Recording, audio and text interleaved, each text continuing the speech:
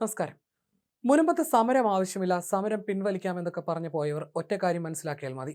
എന്ത് നിങ്ങൾക്ക് വഖഫ് ഭേദഗതിയിലൂടെ ലഭ്യമാകുന്നോ അതെല്ലാം കേന്ദ്ര സർക്കാരിന്റെ തണ്ടലിന്റെ ബലം കൊണ്ട് മാത്രമാണെന്ന് കേന്ദ്രമന്ത്രി സുരേഷ് ഗോപി. ഈ നിയമം അവിടെ ഇല്ലെങ്കിൽ നിങ്ങൾക്കൊരു കോടതിയിലേക്കും ചെല്ലാൻ കഴിയില്ലെന്നും അദ്ദേഹം പറഞ്ഞു. മുൻപത്തെ ജനങ്ങൾ ഇക്കാര്യം ഓർക്കണമെന്നും ഈ നിയമം തന്നെയാണ് നിങ്ങൾക്ക് രക്ഷയാകാൻ പോകുന്നതെന്നും അദ്ദേഹം കൊച്ചിയിൽ പറഞ്ഞു. ഇത് നമുക്കതിന്റെ ആവശ്യമില്ല, സമരം പിൻവലിക്കാം എന്നൊക്കെ പറഞ്ഞു പോയവർ ഒറ്റ കാര്യം മനസ്സിലാക്കിയാൽ മതി.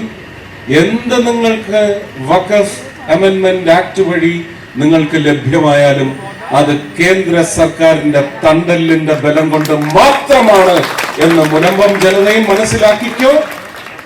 ഈ നിയമം അവിടെ ഇല്ലെങ്കിൽ നിങ്ങളുടെ പരിരക്ഷയ്ക്കായി നിങ്ങൾക്ക് ഒരു കോടതിയിലേക്കും നിങ്ങൾക്ക് ചെല്ലാനൊക്കത്തില്ല.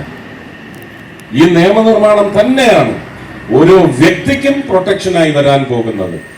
അതിനകത്ത് വേറെ ഒരു കല്ലുകടിപ്പിക്കുന്ന രാഷ്ട്രീയക്കാരനുമില്ല, കല്ലുകടിപ്പിക്കുന്ന രാഷ്ട്രീയവുമില്ല. അല്ലെങ്കിൽ പിന്നെ നിങ്ങൾ പ്രഖ്യാപിക്കൂ, ഈ അമെൻമെന്റ് വഴി വരുന്ന ഗുണം ഞങ്ങൾക്ക് വേണ്ട, ഞങ്ങളെ കേരള സർക്കാർ നോക്കിക്കോളും എന്ന് പറയൂ. അത്രയും ഞാൻ അവരെ കുറ്റപ്പെടുത്തുന്നതല്ല, പക്ഷെ അത് അങ്ങനെ ശരിയല്ല. ഞാൻ പറയുന്നത്, നമുക്ക് കോർപ്പറേഷനിലേക്ക് വരുമ്പോൾ കൊച്ചി കോർപ്പറേഷനെ സംബന്ധിച്ച് പ്രധാനമായിട്ടും പറയാനുള്ളത്, കോർപ്പറേഷനെ ഇപ്പൊ വൻതോതിൽ സഹായിച്ചു കൊണ്ടിരിക്കുന്നത് ഒരു പദ്ധതി മെട്രോയാണ്.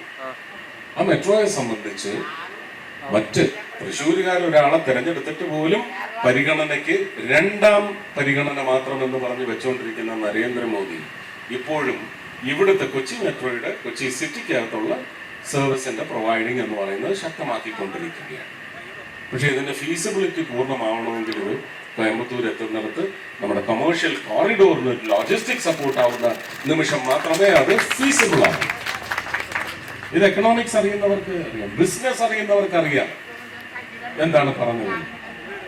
ഇനി നല്ല ഭൂമിശാസ്ത്രം പഠിച്ചിട്ടുള്ള, എൻവയൺമെന്റൽ സയൻസ് പഠിച്ചിട്ടുള്ളവർക്കും മനസ്സിലാവും എന്തുകൊണ്ട് ഈ ഒരു the other logistic implementation to be accessed to take care of the environment. അത് മെട്രോ തന്നെയാണ്. Individual fuel burning, individual smoke emission, ഇതെല്ലാം ഒഴിവാക്കുന്നതിന് വലിയ ഒരു ഉത്തരമാണ് മെട്രോ. ഇത് മറ്റ് സംസ്ഥാനങ്ങളിൽ നിന്നും പോകാൻ പറ്റില്ല എന്ന് പറയുന്ന ആൾക്കാരെ നമുക്ക് എന്ത് പേര് പറഞ്ഞ് വിളിക്കണമെന്ന് എനിക്ക് അറിഞ്ഞൂടാ. പറഞ്ഞാൽ പിന്നെ അവർക്കെല്ലാം അത് വിഷമമാവും. അതുകൊണ്ട് ഞാൻ ആ പേര് വിളിക്കുന്നില്ല. പക്ഷെ സത്യം അതാണ്, Delhi metro the most feasible metro in the country. ലോകത്തിന് പോലും മാതൃകയായ മെട്രോ ആണ്. 3 സംസ്ഥാനങ്ങളിലൂടെ പോകുന്ന, UP-യിലൂടെയും പോകുന്നുണ്ട്, ഹരിയാനയിലേക്കും പോകുന്നുണ്ട്. ഹരിയാനയിൽ ആദ്യത്തെ 2 സെക്ടർ ബോർഡർ സെക്ടേഴ്സിൽ അത് മെട്രോ ആയിട്ട് പോകുന്നു. അത് കഴിഞ്ഞാൽ പിന്നെ RRTS ആയിട്ടാണ് പോകുന്നത്.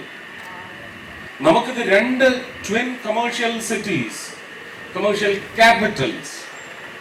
പിന്നെ കോയമ്പത്തൂരിനുള്ള പ്രത്യേകത എന്ന് പറയുന്നത് തിരുപ്പൂർ എന്ന് പറയുന്ന export destination, very prominent destination in India.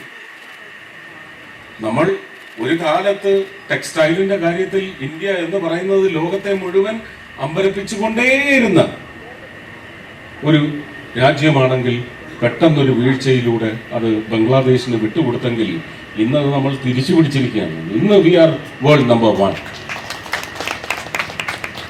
അപ്പോ തിരുപ്പൂരിന്റെ ആ ഒരു എക്സ്പോർട്ട് കപ്പാസിറ്റിക്കുള്ള എക്സ്റ്റെൻഡബിലിറ്റി എത്രയാണ്? ഇങ്ങനെയൊക്കെ നോക്കുമ്പോൾ നമുക്ക് സ്ഥല പരിമിതി എന്ന് പറയുന്നത് കേരള സർക്കാർ എടുത്ത് സുഗമമായി ഈ ഒരു മണി ജനറേറ്റിംഗ് സംവിധാനങ്ങൾ പുഷ്ടിപ്പെടുത്തുന്നതിന് വേണ്ടിയുള്ള ലോജിസ്റ്റിക് അറേഞ്ച്മെന്റിന്റെ ഭാഗമായിട്ട് മെട്രോയ്ക്ക് വേണ്ടുന്ന സ്ഥലം എടുത്ത് തന്ന്, അല്ലെങ്കിൽ RRTS-ന് വേണ്ടുന്ന സ്ഥലം എടുത്ത് തന്ന് ഇത് നടപ്പിലാക്കേണ്ടത് ബുദ്ധിപരമായ നീക്കമല്ല, രാഷ്ട്രീയപരമായ നീക്കമല്ല, ഒരു രാഷ്ട്രീയപരമായ ഭരണത്തിലൂടെ വലിയൊരു ഉത്തരവാദിത്വമാണ്. അതിനവർ തയ്യാറാവുന്നില്ലെങ്കിൽ അടുത്ത മെയിൽ നിങ്ങൾ കേരള സംസ്ഥാനം ആര് ഭരിക്കണം എന്ന് കൂടി മാറ്റി തീരുമാനിക്കണം എന്ന് ഞാൻ അഭ്യർത്ഥിക്കുന്നു.